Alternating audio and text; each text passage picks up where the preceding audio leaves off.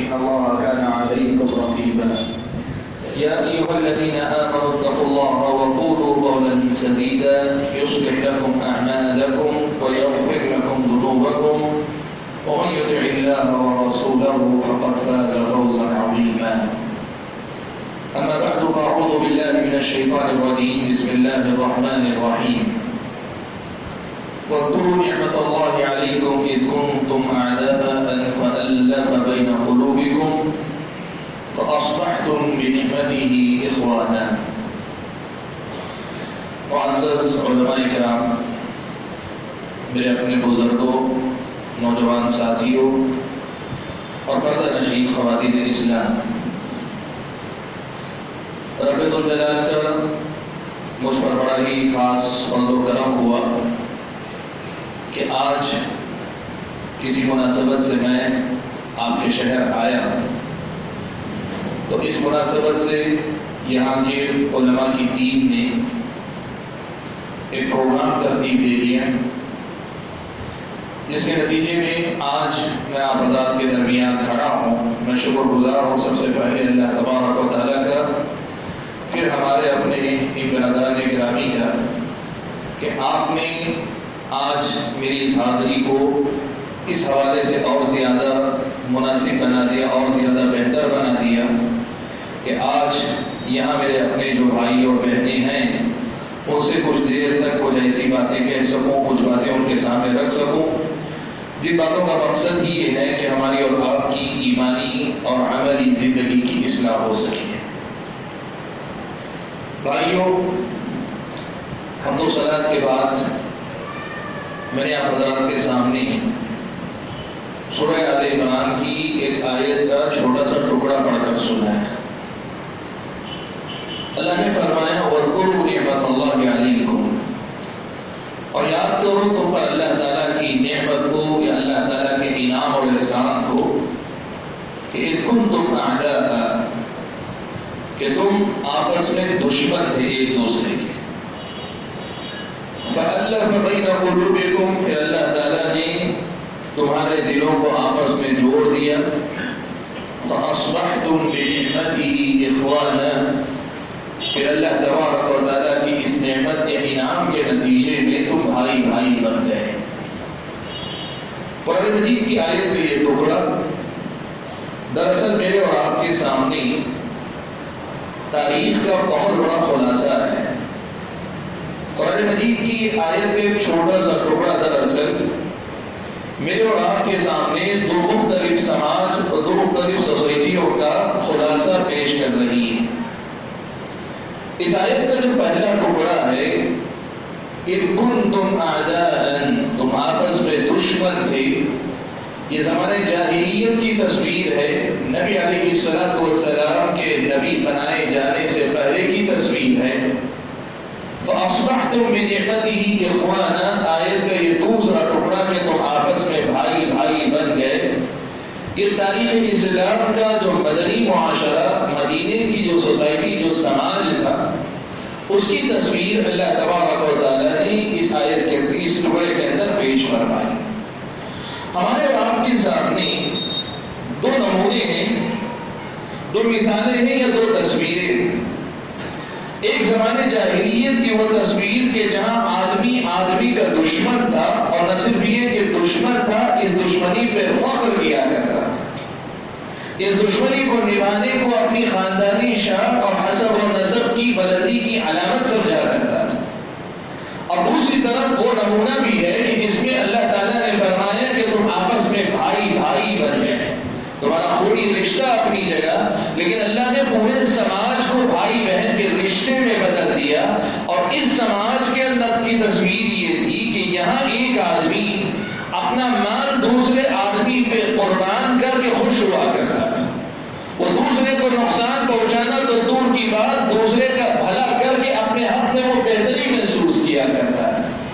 یہ تو الگ نمونے، میں وقت زیادہ اس میں لینا نہیں چاہتا، لیکن آپ حضرات کو اس بات کی دعوت دینا چاہتا ہوں کہ گفتگو کے آغاز ہی میں آپ اس بات کو یاد کر لیں۔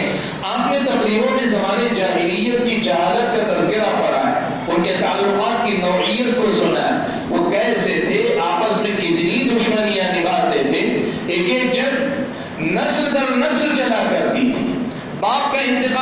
لیتا تھا اور بیٹے کا انتقام جا کے پوتا لیا کرتا تھا. پہلے نبی صلی اللہ علیہ وسلم جب اس دنیا کے اندر آئے فتنہ و فساد سے بھرا ہوا وہ ماحول تھا. دلوں میں نفرتیں تھیں، دلوں میں ناراضگیاں تھیں، شکایتیں تھیں، اپنے اپنے اعتبار سے انتقام کا جذبہ بھرا ہوا تھا. ہر کوئی یہی سمجھتا تھا کہ جتنی طاقت ہے اتنی طاقت اپنے مقابل پہ آزماؤں گا، اپنی برتری ثابت کر کے رہوں گا. پہلے نبی صلی اللہ علیہ وسلم کو بھیج کر اللہ تعالیٰ نے کیا انتظام فرمایا؟ اس پورے سماج کو بدل دیا اللہ کے نبی صلی اللہ علیہ وسلم کے ذریعے. اللہ نے لوگوں کے دلوں سے نفرت نکال کر محبت ڈالی، انتقام کا جذبہ نکال کر خیرخواہی کا جذبہ ان کے دلوں کے اندر ڈالا.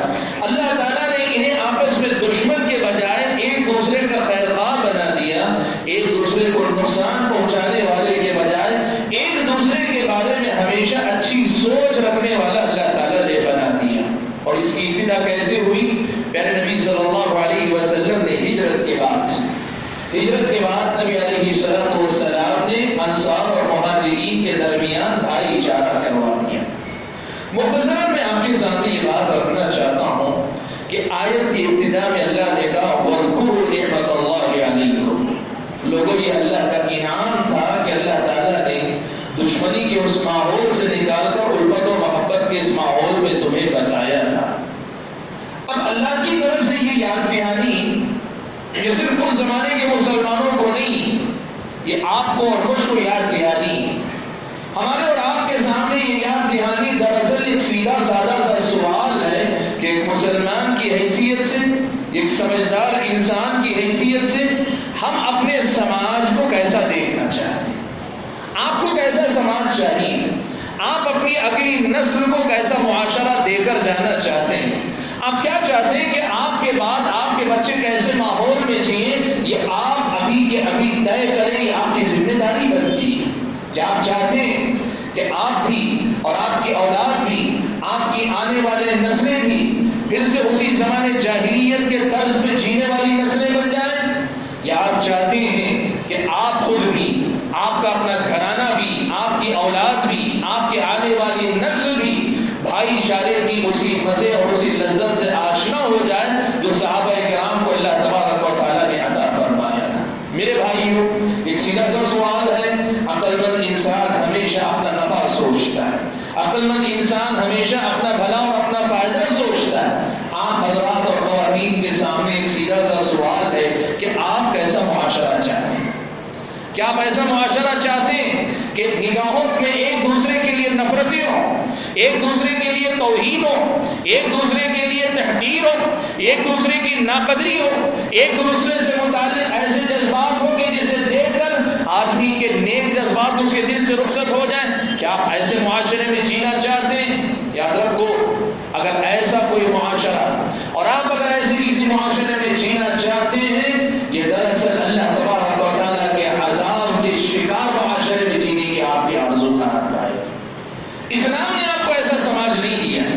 اسلام نے جو سماج آپ کو دیا ہے اس سماج کی بنیاد یہ ہے کہ یہ محبت کی بنیاد پہ قائم ہوتا ہے، یہ خیر خواہی کی بنیاد پہ قائم ہوتا ہے، یہ ایک دوسرے کے خیر خواہ بن کر جیتے، ایک دوسرے کے معاون بن کر جیتے، ایک دوسرے کے ساتھی بن کر جیتے ہیں. اور یہاں ایک دوسرے کے لیے احترام ہوتا ہے، ایک دوسرے کے لیے اس کے مقام کے مطابق اعتراف ہوتا ہے، ایک دوسرے سے متعلق ہمیشہ اچھے جذبات ہوتے ہیں، اچھے الفاظ کا اظہار ہوتا ہے. ایسا سماج اسلام نے تمہیں دیا. آج اس موضوع کو چھیڑنے کی بنیادی وجہ کیا ہے؟ میرے بھائیوں، مسلم سماج کی صورتحال مجھ اور آپ کی ایک بہت بڑی حقیقت بن جاتی ہے، وہ یہ کہ آج دین اسلام کا یا دین اسلام کی تعلیمات کا اثر جن مقامات میں ہماری زندگی کے جن میدانوں میں ناپید ہوتا نظر آ رہا ہے، ختم ہوتا نظر آ رہا ہے، ان میں سے ایک اہم میدان یہ اسلامی اخوت کا میدان ہے، بھائی چارے کا میدان ہے. ایک دوسرے کے لیے مسلمان کے تئیں جو جذبہ ہونا چاہیے اس جذبے کی کمی کی شکل میں ہم اور آپ دیکھ رہے ہیں. سبحان اللہ. آج آپ دیکھیں، آپ اپنے نفس کا جائزہ لیں، بیٹھ جائیں اور بیٹھنے کے بعد ایک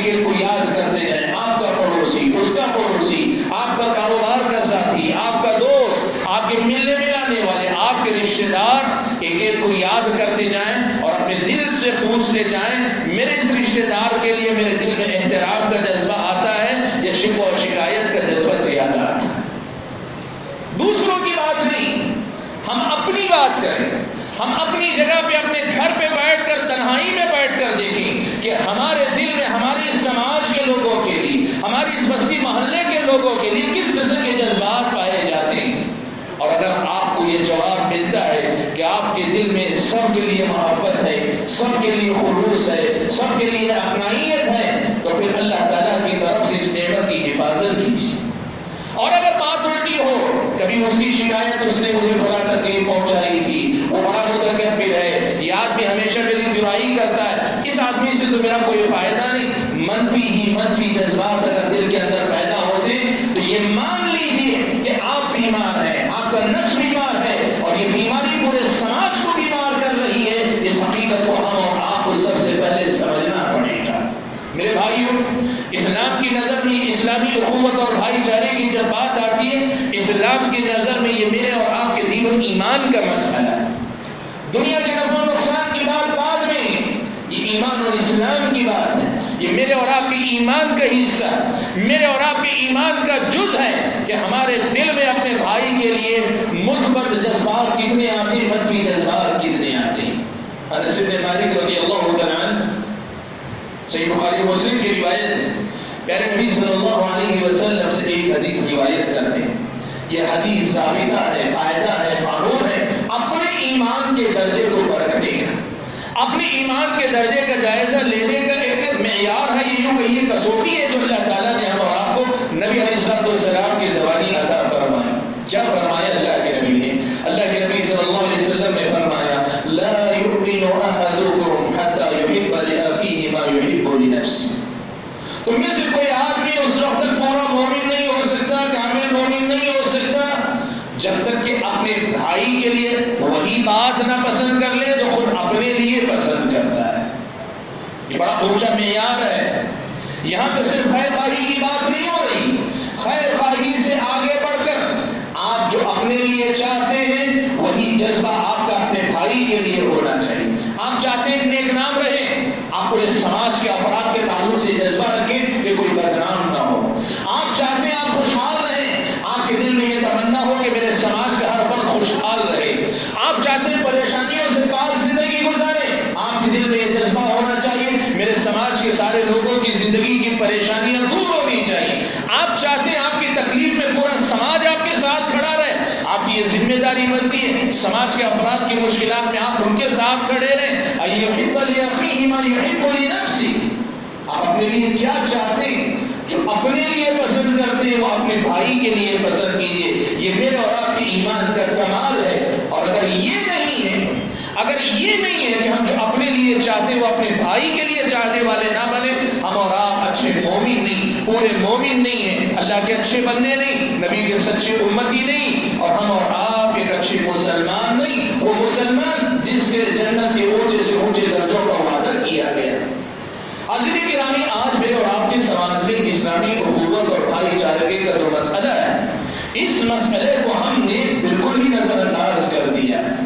یا تو مغربی طرز زندگی ہے جس میں پڑوسی کو پڑوسی کی خبر نہیں، یا پھر دنیا دار ہم اور آپ اتنے ہیں کہ ہم اپنے مفاد کے غلام زیادہ ہیں بنسبت اس کے کہ اپنے ایمان کے تقاضوں کو سمجھ سکیں۔ آج آپ معاف کیجیے، میں اپنے آپ کو آپ سے الگ کر کے نہیں بات کر رہا ہوں، ہم سب ایک سماج کا حصہ ہیں، اور کہیں نہ کہیں ہم سب مل کر ہی یہ سماج بنا رہے ہیں جس سماج میں ہماری یہ ذہنیت بن رہی ہے کہ ہر آدمی اپنے مفاد کا غلام، میرا فائدہ ہوگا وہ پرایا بھی ہوگا تو میرے نزدیک بڑا محترم ہوگا اور بڑی قدر کی نگاہ سے اسے میں دیکھوں گا، اور اگر میرا فائدہ نہیں ہوگا میں اپنا خودی رشتہ بھی بھلا دوں گا۔ یہ ہمارے سماج کی سچائی، یہ ہماری سماج کی حقیقت ہے۔ بھائیو، اس مسئلے کو یاد رکھو کہ اس ایمانی محبت کے بغیر، خیر خواہی کے جذبے کے بغیر، ایک دوسرے کے لیے اپنے دل میں وہ مقام دیے بغیر ہم اللہ کے اچھے بندے نہیں ہیں، نبی علیہ السلام کے اچھے امتی نہیں۔ اس کا مطلب یہ ہوا کہ جنت کے اونچے درجات کی خواہش کی صرف ایک تمنا رہ جائے گی، ایک آرزو رہ جائے گی، حقیقت میں ملے گی نہیں۔ کیوں؟ اس لیے کہ جنت میں درجات اللہ تعالیٰ کے فضل و کرم کے بعد ایمان کے جو درجے آپ لے کر ہیں اس حساب سے آپ کو درجے ملیں گے۔ آپ اگر یہاں خیر خواہی کا وہ جذبہ نہیں پیدا کر سکتے، اپنے بھائی کو بھائی نہیں سمجھ سکتے، اس کے لیے محبت کا اظہار نہیں کر سکتے، خیر خواہی کے جذبے کا مظاہرہ نہیں کر سکتے، اس کی فکر کو اپنی فکر نہیں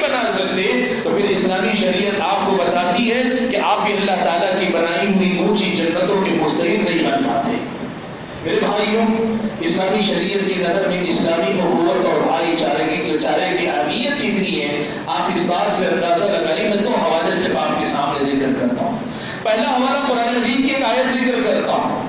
اللہ نے فرمایا وَاعْتَصِمُوا بِحَبْلِ اللَّهِ وَاعْتَصِمُوا بِحَبْلِ اللَّهِ تم اللہ کی رسی کو مضبوطی سے تھام لو. مفسرین نے لکھا حبل اللہ سے مراد قرآن ہے، یعنی تم قرآن و سنت کو مضبوطی سے پکڑ لو، تھام لو. لیکن اللہ تعالیٰ نے اس مسئلے کو مسلمانوں کے آپسی تعلقات اور ان کی وحدت، اتحاد اور مسلمانوں کے آپس میں ایک دوسرے کے خیر خواہی سے جوڑ دیا. اللہ نے فرمایا وَاعْتَصِمُوا بِحَبْلِ اللَّهِ جَمِيعًا وَلَا تَفَرَّقُوا تم سب آپس میں مل کر اللہ کی رسی کو مضبوطی سے تھام. سیدھے الفاظ میں اگر کہے تو یہ بات ہوئی آپ اللہ کی رسی کو تھامیں گے، لیکن آپ کے دل میں اگر ایک مسلمان بھائی کے لیے خیر خواہی کا جذبہ نہیں، آپ کا رسی کو تھامنا پوری طریقے سے تھامنا نہیں ہوگا. آپ کا رسی کو تھامنا مضبوطی سے تھامنا نہیں ہوگا. آپ اللہ کی رسی کو تھامے نظر آئیں گے اپنی نظر میں، لیکن اللہ کی نظر میں آپ ابھی بھی اللہ تعالیٰ کی رسی کو مضبوطی سے تھامنے والوں میں شامل نہیں کیے جائیں. آپ دیکھیں نبی علیہ السلام ہجرت کر کے آئے، مدینہ ہجرت کر کے آئے تو آپ کو پتا ہے 23 سالہ اللہ کے نبی صلی اللہ علیہ وسلم کی نبوی زندگی. ان میں سے 13 سال اللہ کے نبی نے مکہ میں گزارے، لگ بھگ 10 سال اللہ کے نبی نے مدینہ میں گزارے. 13 سال میں سے اکثر 13 سال میں قرآن کی، اسلام کی بنیادی تعلیمات مسلمانوں کو سکھائی گئی. وہ کون سی تعلیمات تھیں؟ توحید، رسالت، آخرت کی باتیں تھیں. اور ان کے بعد نماز فرض کر دی گئی مکہ ہی میں. کچھ مسائل تھے جو اخلاقی تعلیمات اللہ کے نبی پہلے دن سے دے رہے تھے، بنیادی کچھ تعلیمات ہی مکہ میں نازل ہوئی. باقی جتنی تفصیلی تعلیمات ہیں، حلال و حرام کی باتیں، تجارت اور کاروبار کے اصول و ضابطے، شادی بیاہ، نکاح، طلاق کے مسائل، انتقال و وراثت کے مسائل، حقوق ایک دوسرے پر کیا واجب، یہ ساری تعلیمات مدنی زندگی کے اندر اتاری گئی. آپ اس مسئلے کے نزاکت کو سمجھیں کہ اسلام نے توحید کی بات، ایمان کی بات، رسالت اور آخرت کی بات لوگوں کے دل و دماغ میں بٹھائی، نماز کی فرضیت نازل کی. لیکن اسلامی شریعت کے تفصیلی احکام نازل کرنے سے پہلے مسلمانوں کو پہلے آپس میں بھائی بھائی بنایا. اللہ کے نبی صلی اللہ علیہ وسلم نے مدینہ ہجرت کرنے کے بعد صحابہ کے درمیان بھائی چارہ کروا دیا. کیوں کروایا؟ بھائیو یہ بات یاد رکھنا، اگر اسلامی اخوت کی بنیادیں اور اس کی جڑیں مضبوط نہیں اترتی تو اسلامی شریعت کی تفصیلی تعلیمات بھی سماج میں نافذ نہیں ہو سکتی. اسلام بہت اچھا ہوگا لیکن اس اچھے اسلام کی اچھی تصویر سماج میں نظر نہیں آئے گی اگر مسلمانوں کے اندر آپس میں الفت اور محبت اور خیر خواہی کا جذبہ نہیں ہوگا. اسلامی شریعت کی اس بنیادی مسئلے کو یاد رکھیں. اسلام نے تفصیلی احکام نازل کرنے سے پہلے اسلامی اخوت کی جڑوں کو مضبوط کیا، بنیاد کو مضبوط کیا. یہاں تک کہ وہ لوگ جو معمولی سے رسی پر، اونٹ باندھنے کی رسی بھی ہوتی، اس پر جھگڑ پڑتے، میری ہے کہ تیری ہے، خون خراب لے کر چلے جاتے. اسلامی اخوت کے بعد یہ منظر بھی لوگوں نے دیکھا. لوگوں نے اپنے گھر بانٹ لیے، لوگوں نے اپنے باغات تقسیم کر لیے. اور ایک صحابی نے تو یہاں تک کیا، کہا کہ میری بیویوں میں سے آپ پسند کر لیں. پردے کا حکم نازل نہیں ہوا تھا. آپ جس خاتون کو پسند کریں گے میں اس کو طلاق دے دیتا ہوں اور اس کے بعد پھر آپ اس سے نکاح کر لیں. اس حد تک جا کر لوگوں نے قربانیاں دی. بھائیوں، اسلامی اخوت کے بغیر، اسلامی اخوت اور بھائی چارے کے جذبے کے بغیر میری اور آپ کی دنیا ہی نہیں، میری اور آپ کی آخرت بھی تباہی سے ہم کنار ہو جائے گی. میں آپ کو بتاؤں اسلام کی نظر میں اسلامی اخوت اور بھائی چارے کا درجہ کیا ہے، آپ ذرا اندازہ لگائیں. صحیح مسلم کی روایت ہے، نبی علیہ السلام بیان فرماتے کہ ایک آدمی پچھلی امتوں میں سے اپنے قریے سے نکلا، بازو کے قریب کے کسی قریے میں اپنے کسی دوست سے ملاقات کے لیے نکلا، اپنے کسی بھائی سے، خونی رشتہ نہیں، ایسے ہی اسلامی اخوت، دینی بھائی چارہ جس کے دل میں تھا، اپنے بھائی سے ملنے کے لیے نکلا. وہ جب اپنے گھر سے نکل کر جا رہا ہے دوسرے قریے کی طرف، اللہ کے نبی فرماتے کہ اللہ تعالیٰ نے ایک فرشتے کو بھیجا جو اس آدمی کے راستے پر بیٹھے. یہ جب واپس وہاں پہنچا، راستے میں پہنچا، فرشتے نے اسے پوچھا روک کر کہاں جا رہے ہو؟ کہا فلاں قریے جا رہا ہوں. کیوں؟ کہا میں اپنے بھائی سے ملنے سے جا رہی ہوں، اس سے ملاقات کے لیے جا رہا ہوں. کہا اللہ کا نعمت تروها، کیا اس نے جو ہے کوئی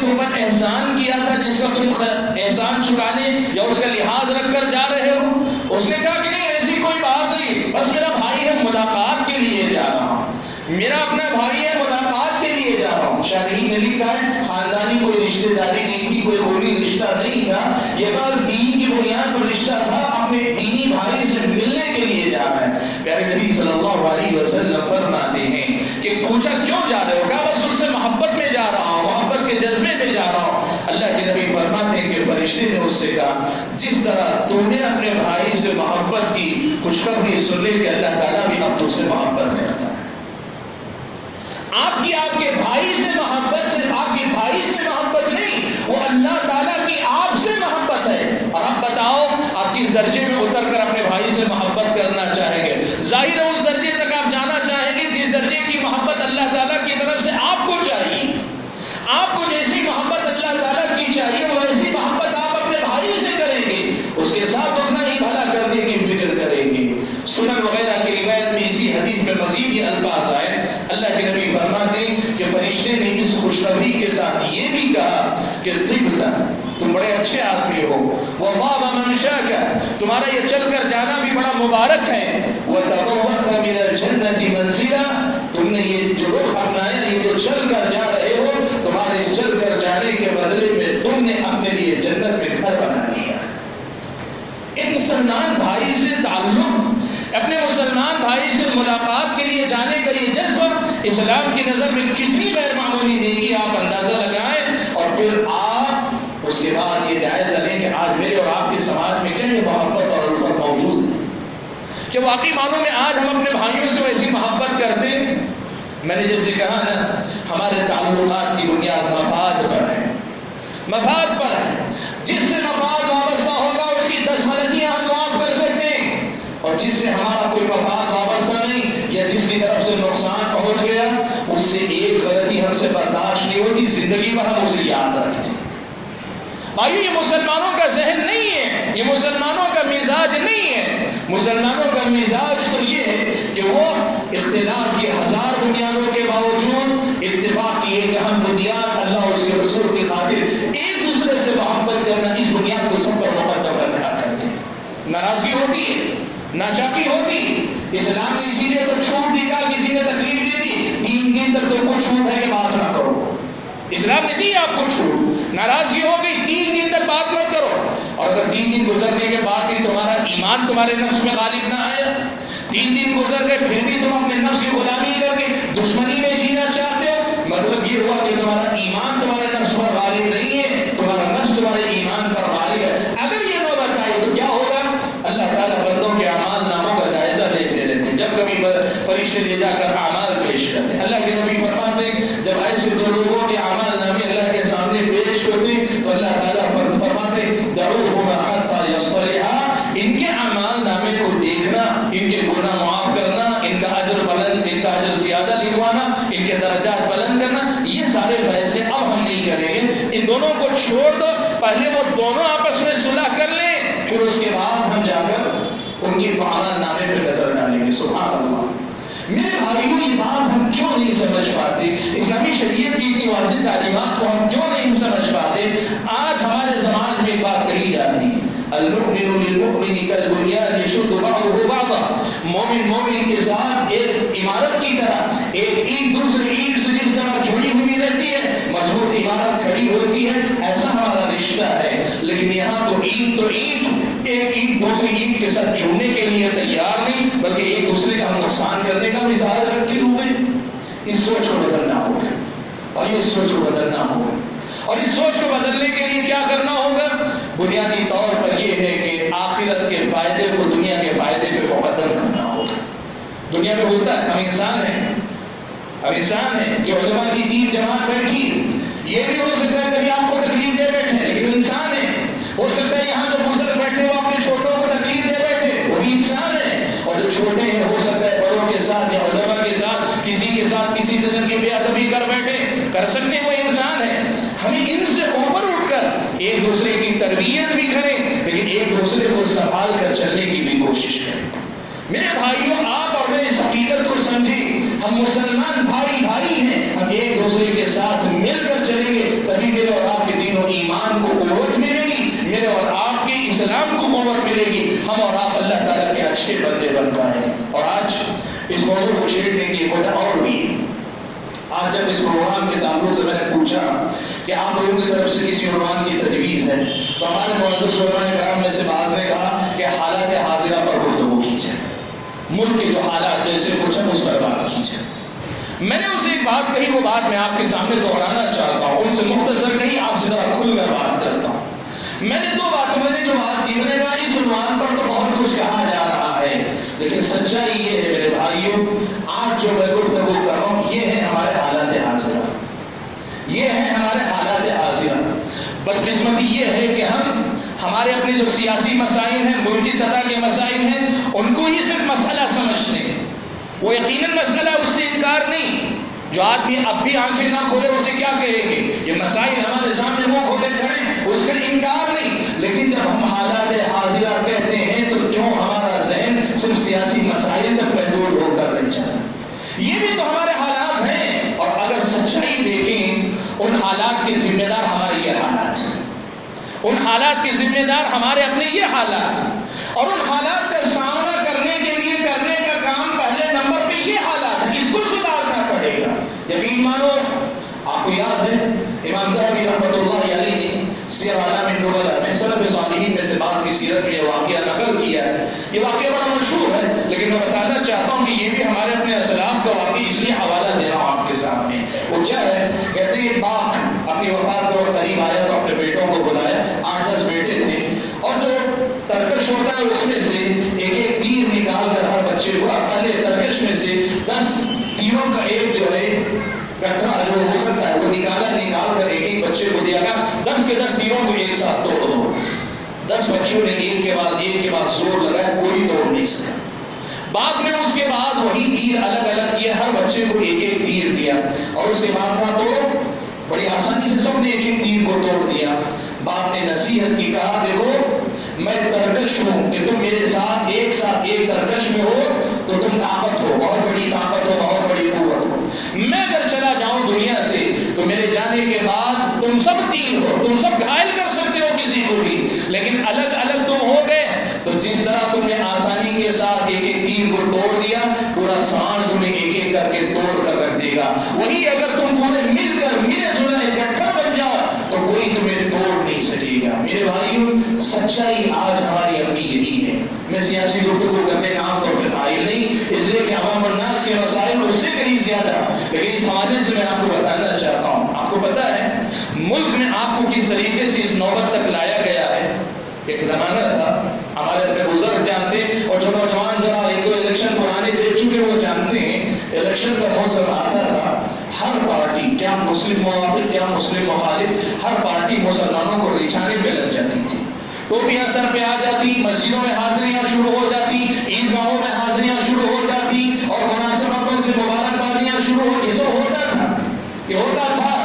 اب نوبت یہ آئی ہے، ملک کی برسر اقتدار پارٹی نے پچھلے 2 الیکشن سے ڈنکی کی چوٹ پہ یہ کہا ہے کہ ہمیں مسلم ووٹ کی ضرورت نہیں۔ ڈنکی کی چوٹ پہ انہوں نے کہا کہ مسلم ووٹ کی ضرورت نہیں۔ کیا ہوا؟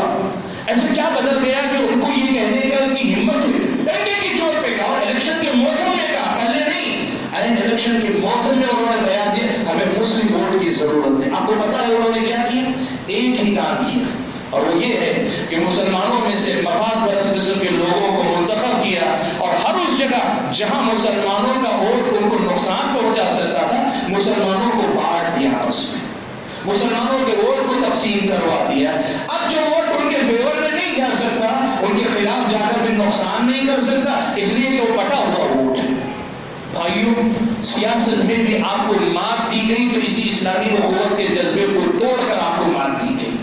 آپ کو اس ملک کے اندر نقصان پہنچایا جا رہا ہے، آپ کی اسلامی اخوت کو تباہ و برباد کر کے کیا جا رہا ہے۔ اس لیے میرے بھائیوں، میں پیغام آپ کو دینا چاہتا ہوں، بات سیاست کی ہو، بات سماج کی ہو، بات دین کی ہو، بات آخرت کی کامیابی کی ہو، اسلامی وحدت، اسلامی اخوت، اسلامی بھائی چارہ، ایک دوسرے کے لیے محبت کا جذبہ، یہ میری اور آپ کی بھی ذمہ داری بنتی ہے۔ میرے بھائیوں، قرآن و سنت اگر آپ پڑھ کر دیکھیں، قرآن و سنت کی تعلیمات اگر آپ پڑھ کر دیکھیں، اسلام مجھ اور آپ کو یہ بتاتا ہے کہ یہ اخوت ہمیشہ ہماری نظروں کے سامنے ہونی چاہیے، اور ہمارے آپسی معاملات کی بنیاد اسی اخوت پر ہونی چاہیے۔ ہم تجارت کریں گے، لیکن تجارت کون سی ہوگی؟ بھائی کی بھائی سے تجارت ہوگی۔ ہم جھگڑیں گے بھی، اللہ نہ کرے کبھی آپ نے کچھ کہہ دیا، غصہ میں کروں گا، آپ مجھ پہ غصہ کریں گے، لیکن ہماری لڑائی بھی بھائیوں والی لڑائی ہوگی۔ ہم ایک دوسرے کے ساتھ وقت گزاریں گے، کبھی آپ اتفاق کریں گے، کبھی اختلاف کریں گے، لیکن اتفاق اور اختلاف بھی بھائیوں والا اختلاف ہوگا۔ آپ کو پتا ہے دوستوں میں لڑائیاں نہیں ہوتی، آپ تو سمجھتے ہیں آپ کے دوستوں میں چھوٹی موٹی باتوں پہ لڑائی ہوتی، کیا وہ لڑائی دوسری لڑائی جیسی ہوتی؟ آپ جانتے ہیں بھائیوں والے جذبے کے ساتھ اور دوستی کے جذبے کے ساتھ نبھائے جانے والے تعلقات کا فرق، اور وہ تعلقات جس میں مفاد ہو، دشمنی ہو، انتقام ہو، نفرت ہو، ایک دوسرے کو تباہ و برباد کر دینے کا جذبہ، زمین و آسمان کا فرق ہے۔ اس فرق کو سمجھ کر اگر ہم زندگی نہیں گزاریں گے، یقین مانو ہمارے حالات کو سدھارنے کے لیے کوئی منصوبہ کامیاب نہیں ہوگا۔ میں آپ کو یہ نہیں کہہ رہا ہوں کہ آپ بالکل فرشتے بن جائیں، ممکن نہیں، ہم انسان ہیں۔ ہم یہ بھی نہیں کہہ رہے کہ آپ بالکل صحابہ بن جائیں، اس لیے کہ کوئی صحابہ جیسا بن نہیں سکتا۔ ہم آپ سے یہ کہہ رہے ہیں اسلام کی روشنی میں، اسلامی اخوت کے جذبے کو حد المقدور جہاں تک ہو سکے آخری حد تک جا کر نبھانے کی کوشش کیجیے، تو پھر آپ کی سمجھ میں آ جائے گا کہ کیا معاملہ ہے۔ میں آپ کو بتاؤں ایک اور معاملہ، میں آپ کو سناتا ہوں ایک واقعہ آپ کے سامنے، میاں بیوی کے جھگڑے سے متعلق ہے، لیکن سوچ اسلامی ہو، مزاج اخوت والا ہو، محبت کے جذبے پہ معاملات ہوں، تو کیسے آدمی معاملات کو ہینڈل کرتا ہے۔ بڑا مشہور واقعہ ہے، ایک بدو نے اپنی بیوی کو طلاق دے دی، ایک آدمی نے بیوی کو طلاق دے دی اپنی، تو کچھ لوگوں نے آ کر اس سے پوچھا، اب لوگوں کا طریقہ ہوتا ہے خامخواہ جو ہے ایسے معاملات، جہاں کسی کی لڑائی ہو گئی تو لوگوں کو مزہ ملتا ہے اس کی کہانی سننا، اس کی کہانی سننا، اس کی تعریف کرنا، اس کی تردید کرنا، یہ اسلامی ذہن نہیں، یہ اسلامی مزاج نہیں۔ اب اسی مزاج کے ساتھ آ کر اس بدو سے، اس آدمی سے لوگوں نے پوچھنا شروع کیا، کیا بات ہے تمہاری بیوی کو تم نے طلاق دے دی، کیا ہوا؟ اب ایسے موقع پہ اگر ہم تک کوئی آئے تو ہم کیا کرتے ہیں؟ ہم کوشش کرتے ہیں کہ یہ ثابت کریں کہ وہ جو کل تک ہماری بیوی تھی دنیا کی بدترین عورت ہے، تاکہ لوگ ہم کو اچھا سمجھیں۔ ایک ہمارے سماج کا مزاج ہے، لیکن اس آدمی کی سمجھداری دیکھیے، اس آدمی نے یہ کہا کہ دیکھو ابھی میں نے طلاق دی ہے، وہ خاتون ابھی میری عدت میں ہے، ابھی عدت میں، ہو سکتا ہے میرا ذہن بدل جائے اور عدت میں اسے رجوع کر لوں، اگر آج تمہارے پوچھنے میں اس کی خرابیاں تم سے بیان کروں، کل میں اسے واپس میں رجوع کر لوں تو کیا ہوگا؟ اپنی بیوی کی بدنامی کا خود میں ذمہ دار ہوگا، اس لیے میں تمہیں بتا نہیں سکتا کچھ۔ ٹھیک ہے، لوگ سمجھ لے، بات ختم ہو گئی، چلے گئے۔ وہ ہے کہ اس نے رجوع نہیں کیا اور وہ عورت عدت کی مدت گزار کے باہر نکل گئی، آزاد ہو گئی عورت۔ اب کچھ لوگ آئے کہنے لگے پہلے ہم پوچھے تو منع کر رہے تھے، اب تو آزاد ہو گئی، وہ اجنبی تم اجنبی، اب تو بتاؤ کیا معاملہ تھا، کیوں اس عورت کو تم نے چھوڑا؟ اس آدمی نے کہا اللہ کے بندو، جب وہ میرے عدت میں تھی تب میرا اختیار تھا، اختیار رکھتے ہوئے جب بولنا صحیح نہیں سمجھا، آج وہ عورت میرے اختیار سے باہر ہو گئی تو پرائی عورت کے بارے میں زبان کھولنا شرافت کی نشانی ہے۔ معاملات ایسے ہوتے ہیں، معاملات صحیح ذہن کے ساتھ، صحیح سوچ کے ساتھ نبھائے جاتے ہیں۔ یہ میاں بیوی کی کہانی نہیں سنا رہا ہوں، یہ میرے اور آپ کے سماج کی تصویر بتا رہا ہوں۔ سوچ بدلے گی، ہمارے معاملات کیسے ہوں گے؟ کیا پڑے گا اگر ان کے گھر ان کے گھر کچھ معاملات، آپ کو مجھے کیا غرض ہے؟ ان کی کمزوری میری کمزوری۔ آپ کو پتہ ہے اسلامی اخوت کے تقاضوں میں نبی علیہ السلام نے کیا فرمایا کہ ومن ستر مسلما، جو کسی مسلمان کی پردہ پوشی کرے اللہ تعالیٰ دنیا اور آخرت میں اس کی پردہ پوشی کرے۔ یہ اسلامی اخوت کا تقاضا ہے۔ صحیح بخاری مسلم کی روایت ہے، پیارے نبی صلی اللہ علیہ وسلم یہ بات بیان فرماتے ہیں، اللہ کے نبی صلی اللہ علیہ وسلم فرماتے ہیں المسلم اخو المسلم، مسلمان کا بھائی ہے۔ اب اس کے بعد اس کے تقاضے گناتے ہیں، کہتے ہیں لا یظلمہ، سب سے پہلے تو یہ کہ کوئی مسلمان کسی مسلمان پہ ظلم نہیں کرے گا، کوئی مسلمان کسی مسلمان پر ظلم نہیں کرے گا، یعنی ناحق کسی قسم کا نقصان اسے نہیں پہنچائے گا، ناحق کوئی معاملہ اس کے ساتھ نہیں کرے گا۔ میرے بھائیوں، میں ایک بات بولوں، برا نہ مانیے، لیکن یہ میرا اور آپ کا سماج ہے، جو آپ کو کہہ رہا ہوں سب سے پہلے مجھے لگتی ہے، لیکن آپ کے سامنے ایک بات کہوں، آج ہمارے معاملات تجارت لین دین کے اندر اس درجے پر پہنچ چکے ہیں کہ آج ایک مسلمان غیر مسلم سے معاملہ کرنے میں اطمینان محسوس کرتا ہے، مسلمان خود مسلمان سے معاملہ کرنے میں گھبراتا ہے۔ ہم کس درجے تک پہنچ گئے ہیں؟ یہ غیر مسلم کی بات نہیں، محسوس کرتا ہے، مسلمان سے معاملہ کرنے میں گھبراتا ہے۔ ہم کس انتہا تک پہنچ گئے؟ یہ ہے ہمارا دین، ہماری دینداری، یہ ہماری اخوت، یہ ہمارا بھائی چارہ، یہ ہماری محبت، یہ ہماری قربانی، ایثار، یہ ساری باتیں، یہ قرآن کی دعوت، یہ سنت کی دعوت، یہ ساری باتیں ہم کس کے لیے کرتے ہیں؟ اگر ہم اپنے بھائی پر بھروسہ کرنے کے قابل نہیں رہ گئے تو پھر ہم کس اسلام کی دعوت دنیا کو دینے کی بات کرتے ہیں؟ میرے بھائی، ہماری سچائی کا لا یظلم، مسلمان کبھی کسی مسلمان پہ ظلم نہیں کرتا، ولا یسلم، کوئی مسلمان کسی مسلمان کو دوسرے کے حوالے نہیں کرتا، یعنی بے یار و مددگار نہیں چھوڑتا، اسے بے یار و مددگار نہیں چھوڑتا۔ دوسری روایت میں ولا یخذلہ کے الفاظ آئے کہ اس کی مدد سے ہاتھ نہیں کھینچتا۔ کوئی بھی مسلمان اس کے مسائل کو اپنے اپنے مسائل سمجھ کر ہم جب تک اس کو سہارا نہیں دیں گے، اسلامی اخوت کا مطلب کیا ہو؟ اللہ کے نبی صلی اللہ علیہ وسلم نے آگے فرمایا کہ بندہ جب تک اپنے بھائی کی مدد کرتا رہتا ہے، اللہ تعالیٰ اس بندے کی مدد کرتا رہتا ہے۔ آج آپ بتاؤ ہم میں سے کتنوں کو یقین ہے اس بات پر کہ میں اپنے بھائی کی، میرے اندر جتنی طاقت ہے، ہر مسئلے میں مدد ہو بھی نہیں سکتی، لیکن جس میں ہو سکتی ہے میری طاقت ہے، میں اگر اللہ بندے کی مدد کرتا رہوں گا، اللہ تعالیٰ میری مدد کرتا رہے گا۔ اس پر مجھ کو آپ کو یقین کتنا ہے؟ اگر یقین ہوتا تو اس یقین کا تذکرہ زبان پہ نہیں ہوتا، سماج میں عملی مثالیں ملتی ہیں ہم کو ملتی کہ عبداللہ نے عبد الرحمن کی مدد کی، عبد الرحمن نے زید کی، زید نے خالد کی، خالد نے جو ہے تیسرے کی، چوتھے کی مدد، مثالیں ملتی ہیں ہمیں مثالیں اگر نہیں ملتی تو اس کا مطلب یہ مان لینا چاہیے کہ شاید ہمیں اس بات کا یا تو یقین نہیں، یا پھر ہم نے اس تعلیم کو سرے سے کھولا دیا ہے کہ ہم اپنے بھائی کی مدد کریں گے تو اللہ تعالیٰ آسمان پر سے ہماری مدد کرے گا۔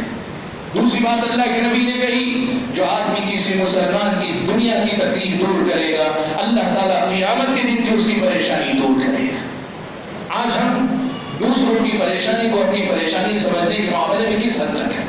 ہم کہاں تک پہنچے دوسرے مسلمان کی پریشانی کو اپنی پریشانی سمجھنے کے معاملے میں؟ لوگ تو کہتے ہیں بھائی پرایا بندہ ہم کیوں کریں، پرائے بندے میں ہم کیوں جا کے ہاتھ ڈالیں، گلی کی بات ہے، گلے کی بلا کیوں بنائیں ہم، وہ تو اس کا معاملہ ہم کیوں جائیں؟ اسلام کہتا ہے کہ یہاں کوئی پرایا نہیں، وہ آپ کا بھائی، وہ آپ کا پڑوسی، وہ آپ کا دین و ایمان سے رشتہ رکھنے والا آپ کا بھائی ہے۔ اس بھائی کی مدد کرو کہ وہ تمہارا اپنا ہے، اور تم اس کی آج پریشانی دور کرو گے، کل قیامت کے دن اللہ تعالیٰ تمہاری پریشانی دور کرے گی۔ اور تیسری بات اسی حدیث میں اللہ کے نبی نے یہ فرمائے گا، جو کسی مسلمان کی پردہ پوشی کرے گا، اللہ تعالیٰ قیامت کے دن اس کی پردہ پوشی کرے گا۔ میرے بھائیو، یہ سب تعلیمات میرے اور آپ کے سماج میں نافذ ہونے کے لیے ہیں، عمل کرنے کے لیے، اپنائے جانے کے لیے ہیں۔ میرے بھائیو، نبی صلی اللہ علیہ وسلم نے اسلامی اخوت کے تقاضے کے طور پہ جو تعلیمات بتائیں بہت ساری، ایک دو تعلیمات اور ذکر کر کے میں اپنی بات سمیٹنا جو مناسب سمجھتا ہوں۔ اللہ کے نبی نے فرمایا، صحیح بخاری و مسلم کی روایت الفاظ کے فرق کے ساتھ آئی، حضرت نعمان بن بشیر کہتے ہیں، مثل المؤمنین فی توادهم وتراحمهم وتعاطفهم كمثل الجسد الواحد اذا اشتكى منه عضو تداعى له سائر الجسد بالسهر والحمى۔ اللہ کے نبی بیان فرماتے ہیں کہ مومن کے ساتھ مل کر ایک جسم مکمل ہوتا ہے۔ مومن اور مومن آپس میں کیا رشتہ رکھنے کا؟ وہی رشتہ ہے جو ایک جسم کے مختلف اعضاء کا آپس میں رشتہ ہوتا ہے، اور اس رشتے کا اثر یہ ہوتا ہے کہ جسم کے ایک حصے کو تکلیف پہنچتی ہے، سارا جسم بخار میں تپتا ہے، رات بھر جاگتا رہتا ہے تکلیف کے مارے۔ پیر میں تکلیف ہو تو آپ کے سر کو سکون کی نیند نہیں آتی، سر میں درد ہو تو آپ کے جسم کو اطمینان کی نیند نہیں آتی۔ بالکل اسلام نے کہا مسلمان کے ساتھ مل کر ایک جسم ہے، کہیں بھی مسلمان کو تکلیف پہنچے تو اس کی تکلیف ہمیں محسوس کرنی چاہیے، اور اس تکلیف کو دور کرنے کا جو شرعی دائرے کے اندر امکان ہے اس کو ہمیں اپنانے کی کوشش کرنی چاہیے۔ آج افسوس اسی کا ہے، ہم نے علاقے بانٹے ہوئے، ہم نے سرحدیں بانٹی ہوئی، ہم نے ملک بانٹے ہوئے ہیں، اور ہم نے برادریاں بانٹی ہوئی ہیں، ہم نے خاندان قبیلے بانٹے ہوئے ہیں، اور پھر اس کے بعد یہ طے کرتے ہیں کہ کس کی تکلیف کو اپنی تکلیف سمجھے، کس کی تکلیف کو اپنی تکلیف نہ سمجھے۔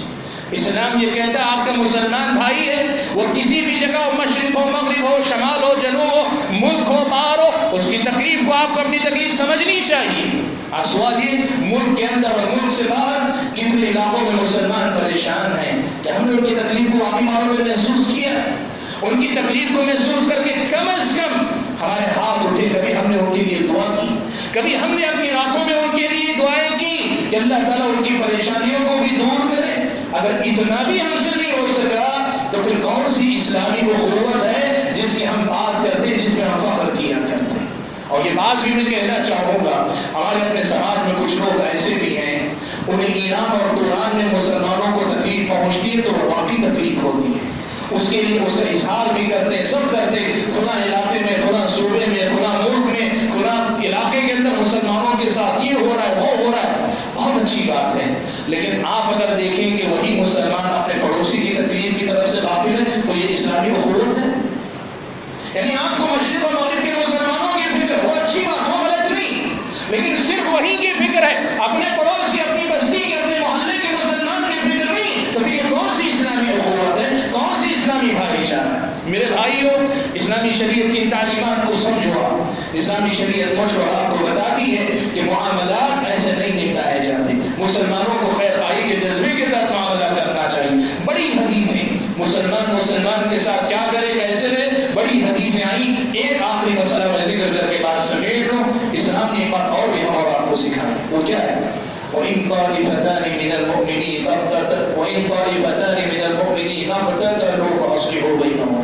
کہ اگر مسلمانوں میں سے دو لڑ پڑیں، دو افراد لڑ پڑے، دو جماعتیں لڑ پڑیں، تو کرنا کیا چاہیے؟ کیا پورے سماج کا، مسلم سماج کا یہ کردار ہے کہ فَأَصْلِحُوا بَيْنَهُمَا، ان کے درمیان اصلاح کریں؟ مطلب کیا ہوا؟ دو آدمی کی لڑائی کو دو آدمی کی لڑائی سمجھ کر کنارہ کشی اختیار کر لینا، یہ مسلمانوں کا طریقہ نہیں ہے۔ جماعت میں دو لوگوں کے درمیان نہ چاہے، محلے میں دو لوگوں کے درمیان نہ چاہے، بستی میں دو لوگوں کے درمیان ناراضگی، اور آپ کہیں ہمارا کچھ لینا دینا نہیں، یہ مسلمانوں کا طریقہ ہے۔ ایک تو یہ، اور دوسرا طریقہ یہ ہوتا ہے، کچھ لوگ کیا کرتے ہیں، دو آدمیوں کا جھگڑا ہوا، صحیح غلط کا فیصلہ بعد میں یہ دیکھتے ہیں کون میرا رشتہ دار ہے، کون میرا دشمن ہے، کون میرا قریبی ہے، کون مجھ سے دور ہے، کس سے میرا مفاد وابستہ ہے، کس سے میرا مفاد وابستہ نہیں، اور اس بنیاد پر کسی ایک کی تعریف میں چلے جاتے ہیں، دوسرے کی مخالفت میں چلے جاتے ہیں۔ اسلام نے کہا یہ بھی اسلام نہیں، وہ بھی اسلام نہیں۔ اسلام یہ ہے کہ دو لڑنے والے دو تنہا رہے، پورا سماج ان کے مقابلے میں ایک طرف کھڑا رہے، اور پیغام کیا؟ فاصلحوا بینہما، پہلے نمبر پہ دونوں میں صلح کروانے کی کوشش کرو۔ فإن بغت إحداهما على الأخرى، اگر تحقیق کے بعد پتہ چلتا ہے کہ ایک ظالم ہے دوسرا مظلوم ہے، فقاتلوا التي تبغي، جو ظالم ہے اس ظالم کے خلاف پورے سماج کو اسٹینڈ لینا چاہیے، مظلوم کے ساتھ کھڑے ہو کر اسے کہنا چاہیے حتی تفیء إلی أمر اللہ، اللہ تعالیٰ کے فیصلے کی طرف آؤ، کتاب و سنت کے فیصلے کی طرف آؤ، میرا فیصلہ نہیں، تیرا فیصلہ نہیں، کتاب و سنت کی تعلیمات کے لیے فیصلہ ہے۔ فإن فاءت، اگر وہ سمجھ کر لوٹ آئے، فَأَصْلِحُوا بَيْنَهُمَا بِالْعَدْلِ، انصاف کے اصول پہ چل کر دونوں کے درمیان اصلاح کرو، وَأَقْسِطُوا، انصاف سے کام لو، إِنَّ اللَّهَ يُحِبُّ الْمُقْسِطِينَ، اللہ تعالیٰ انصاف کرنے والوں سے محبت کرتا ہے، اللہ تعالیٰ انصاف کرنے والوں سے محبت کرتا ہے۔ میرے بھائیوں، یہ کردار ہمارے سماج میں کہاں؟ آج اگر ہم نفرتوں کا بازار دیکھیں تو اس کی وجہ کیا پتہ ہے؟ ہم نے ہر دو آدمی کی لڑائی کو دو آدمی کی شخصی لڑائی سمجھا ہوا ہے، ہم اصلاح کی کوشش نہیں کرتے۔ آپ سوچیں اسلام کی نظر میں اصلاح کی کتنی اہمیت ہوگی کہ اللہ کے نبی نے جن مقامات، 3 مقامات پہ جھوٹ بولنے کی اجازت دی ہے، ان میں سے ایک مقام کا اگر دو آدمی لڑ لیے ہیں اور جھوٹ بول کر دونوں کو ملا سکتے ہو تو وہاں جھوٹ بول سکتے ہیں۔ کیسے جھوٹ بولنا کا طریقہ یہ ہے کہ اس آدمی نے اس آدمی کا ذکر بھی نہیں کیا، لیکن آپ کہتے ہیں میں فلاں سے ملا تھا، وہ بڑی تعریف کر رہا تھا، یا وہ افسوس کا اظہار کر رہا تھا کہ مجھ سے زیادہ، حالانکہ اس نے کچھ کہا نہیں۔ آپ جھوٹ بول کر ملانے کے لیے، اسلام نے کہا اگر یہ بات اگر آپ کہتے ہیں دونوں کو ملانے کے لیے، اسلام کہتا ہے یہ جھوٹ نہیں شمار ہوگا، یہ گناہ نہیں شمار کیا جائے۔ اسلامی شریعت کی نظر میں اسلامی اخوت کی اہمیت کیا ہے، اس کا ہم اور آپ اندازہ لگائیں۔ میرے بھائیوں، میں نے جیسے کہا اگر اسلامی شریعت کی جو تعلیمات ہیں ان کا تذکرہ تفصیل سے کرتا تھا، احادیث میں کئی باتیں اللہ کے نبی نے بتائی ہیں، ساری باتیں سنانا مقصد نہیں، بنیادی پیغام یہ دینا ہے کہ نفس کا محاسبہ کرو۔ دیکھو ہم کہاں کھڑے کہ اسلامی اخوت اور بھائی چارے سے متعلق ہمارا جو فرض بنتا ہے اس کو ہم نبھا رہے ہیں کہ نہیں نبھا رہے ہیں؟ اگر نبھا رہے ہیں دعا کرو کہ اللہ تعالیٰ مرد نظر اس پر قائم رکھے، اور اگر نہیں اکثریت یا تو کمی کا شکار ہے یا اس سے محروم ہے، تو پھر اللہ سے گڑ گڑا کے دل درد مند مانگو، اللہ سے مانگو کہ وہ دل دے جو ہمارے اپنے بھائیوں کے لیے درد محسوس کر سکے، اس لیے کہ یہ دل مانگنا نہیں، یہ ایمان مانگنے والی بات ہے، اس لیے کہ اللہ کے نبی نے اسے ایمان کہا ہے کہ ایک مسلمان اپنے بھائی کے لیے وہی چیز پسند کرے جو اپنے لیے پسند کرتا ہوں۔ میں اپنی بات کو مختصر کرتے ہوئے گفتگو کو ختم کرنا چاہتا ہوں۔ جو پیغام میں آپ کو دینا چاہتا تھا وہ یہ کہ کونوا عباد اللہ اخوانا، اللہ کے بندے بن کر آپس میں بھائی بھائی بن کر جینے کی کوشش کرو، معاف کرو ایک دوسرے کو، درگزر کرو ایک دوسرے کو۔ کیا کرو گے؟ دشمنیاں ڈال کر یاد رکھو، دشمنی دوسرے کا نقصان کرے نہ کرے، سب سے پہلے خود اس آدمی کا چین و سکون چھین لیتی ہے جو آدمی اپنے دل میں دشمنی پالتا ہے۔ اس لیے نکال باہر کرو ان ساری چیزوں کو، دل پاک رکھو اور پاک دل صاف دل بن کر اس دنیا سے جانے کی کوشش کرو۔ ایک واقعہ سنا دو، اللہ کے نبی صلی اللہ علیہ وسلم کے زمانے میں مسند احمد کی روایت ہے، اللہ کے نبی صلی اللہ علیہ وسلم مجلس میں بیٹھے ہوئے تھے، اللہ کے نبی نے اچانک صحابہ سے کہا ابھی ایک جنتی آئے گا۔ صحابہ بیٹھے ہوئے دیکھا ایک انصاری نوجوان آیا، غسل کر کے آیا، داڑھی سے قطرے کے پانی ٹپک رہے، پانی کے قطرے ٹپک رہے، وہ نماز پڑھا، اللہ کے نبی کو سلام کیا اور رخصت ہو گیا۔ دوسری بار بھی ایسے ہوا کہ اللہ کے نبی بیٹھے ہوئے، اللہ کے نبی نے کہا ابھی ایک جنتی تمہارے درمیان آئے گا۔ اچانک کیا دیکھتے ہیں کہ وہی صحابی، وہی انصاری نوجوان پھر آتے ہیں، وہی معمول کی بات نماز ہوئی، اللہ کے نبی سے بات ہوئی اور واپس نکل گئے۔ اللہ کے نبی نے تیسری بار بھی ایک بار کہا کہ ابھی تمہارے پاس جنتی آئے گا، وہ پھر وہی نوجوان طلوع ہوئے۔ حضرت عبداللہ ابن عمرو بن عاص رضی اللہ تعالیٰ عنہ کہتے ہیں کہ میں نے یہ سوچا کہ اب معلوم کرنا چاہیے کہ اس کے اندر کیا غیر معمولی بات ہے کہ اللہ کے نبی نے جنتی کے آنے کی خوشخبری دی، تینوں مرتبہ یہی نوجوان نکل کر آئے، گئے کوئی سبب بتا کر اس کے پاس اس کے گھر میں رہ گئے تاکہ قریب سے اس کے روزمرہ کی معاملات کو دیکھیں۔ 3 دن دیکھنے کے بعد حضرت عبداللہ ابن عمر اس نتیجے پہ پہنچتے ہیں کہ جو بنیادی واجبات، جو بنیادی عبادتیں وغیرہ بس آگے وہی کرتا ہے، ایسی کوئی غیر معمولی نیکی دکھتی نہیں ہے کہ جس کے نتیجے میں کہا جا سکے کہ اس کو خوشخبری دی گئی۔ کچھ ہونا چاہیے نا، کوئی غیر معمولی بات ہونی چاہیے، ورنہ یہ عبادتیں تو سارے صحابہ کر رہے ہیں، اللہ کے نبی نے اس کو خاص طور پہ خوشخبری سنائی۔ 3 دن تک کوشش کی، کوئی نئی بات نہیں ملی، معمول کی مومنانہ جو زندگی وہ مومنانہ زندگی ہے، لیکن غیر معمولی کوئی نیکی ان کی نظر میں نہیں آئی۔ 3 دن کے بعد جب رخصت ہونے لگے تو کہا کہ دیکھو مجھے تمہارے پاس رہنے کی کوئی ضرورت نہیں تھی، اللہ کے نبی نے خوشخبری سنائی، تینوں بار تم ہی ضرور ہوئے، میں معلوم کرنا چاہتا تھا آخر ایسا کون سا عمل ہے کہ جس کے نتیجے میں اللہ کے نبی نے تمہیں خوشخبری سنائی ہے۔ وہ نوجوان بھی کہنے لگا میری زندگی وہی ہے جو تم نے دیکھی ہے، اس کے علاوہ بھی کچھ نہیں ہے۔ دونوں سمجھ میں یہ طرح سے کہیے کہ کسی نتیجے تک نہیں پہنچ پائے۔ حضرت عبداللہ ابن عمر واپس لوٹنے لگے تو اس نوجوان نے ایک بات کہی کہ ہاں سنو، ایک میری عادت ہے، ہو سکتا ہے اللہ کے نبی نے اس کی وجہ سے یہ بات کہی ہو۔ کہا کیا؟ کہ میری ایک عادت ہے کہ روزانہ شام میں سوتا ہوں تو اپنے بستر پر جانے سے پہلے اپنے دل کو پاک کر کے سب کو معاف کر کے میں سوتا ہوں۔ اللہ کے نبی صلی اللہ علیہ وسلم کی صحابی حضرت عبداللہ ابن عمر کہتے ہیں اللہ کے بندے یہی وہ خوبی ہے جو تیرے اندر ہے جس کی طاقت ہمارے اندر نہیں ہے، اسی وجہ سے تمہیں خوشخبری ملی، مجھے خوشخبری نہیں ملی۔ بھائیو، ایک مومن کی حیثیت سے اسلامی شریعت کی بنیادی تعلیمات کو یاد رکھیں، ان کو اپنائیں، ان پر عمل کریں۔ اللہ سے میری دعا ہے کہ اللہ تعالیٰ ہم اور آپ کو واقعی معنوں میں ایک مومن کا بھائی ہے، مسلمان کا بھائی ہے، اس حقیقت کو سمجھ کر اس کے مطابق زندگی گزارنے کی توفیق عطا فرمائے۔ آمین وآخر دعوانا الحمدللہ رب العالمین۔